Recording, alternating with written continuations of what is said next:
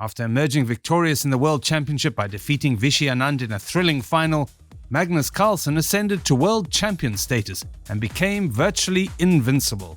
Magnus was now gearing up to face his most renowned adversary yet, Bill Gates. Let's see how he defeated him in less than 12 seconds. Bill Gates held the title of the world's wealthiest individual at that time, having founded Microsoft and amassed billions of dollars annually.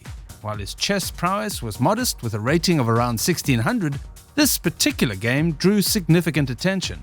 A defeat against Gates would tarnish Magnus's reputation irreparably. With evident confidence, Bill Gates gained an early advantage in terms of time, setting the stage for the commencement of the game. Bill Gates gets the white pieces and makes his first move, pawn to e4, one of the popular beginning moves. It says nothing about the ability of the player. Magnus has seen it and played it himself many times. Magnus develops his knight to c6.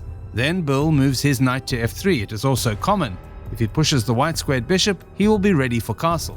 Magnus moves another pawn to d5, attacking Bill's pawn. The latter gets the choice to accept the trade and end up with the e-file open to attack the king or to protect it. Thus, Gates moves the bishop to d3. Magnus also considers the options for developing his material and attacking the opponent. Now, nothing stops him from performing. Remind you, all the pieces are in.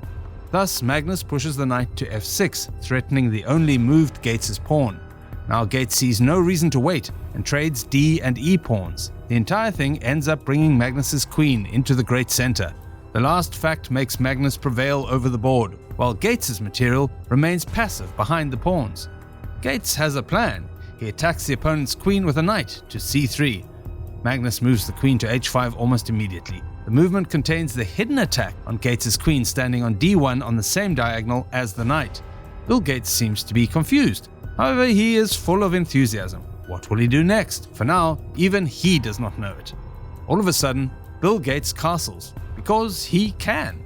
However, the time is incorrect and the position makes him vulnerable as long as Magnus's queen is threatening the h2 pawn. And with a bit of help and the absence of a protective white rook on the h-file, things may go wrong. Indeed, Magnus keeps going to the king. He moves his white squared bishop to g3. The move fosters the existing pin on Gates' queen and has the prospects for more terrible threats. As a response, Gates moves the h-pawn to the h3. It is a security measure. Then, Magnus is the boss here. He brings his knight to e6. It is a fork for a white knight and bishop. Bill takes the bishop, moving the pawn to g4. Magnus expected it, and although it seemed to be given for free, it never was. Gates has just opened up the h-file and removed the extra pawn. Then Magnus takes the pawn away with a knight. Thus, Magnus's position is much stronger than Bill's. Gates, hoping for the best, captures another knight with his own, moving to e5. Then, Magnus Carlsen makes the final move of queen to h2. The king can do nothing about it because the queen is safe with a knight to cover it. Applause! Bill Gates knows he is defeated, but it does not surprise him. On the contrary, he likes the chance to play with Magnus. Thus, Magnus managed to win over the wealthiest man in the world. For him, it took 9 moves and no more than 12 seconds. Our champion.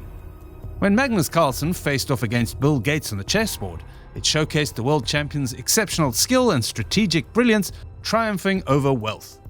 Join us on our channel for more thrilling games like this. Don't forget to give it a thumbs up and subscribe to the channel for the latest chess updates. Your feedback is always appreciated. Good luck!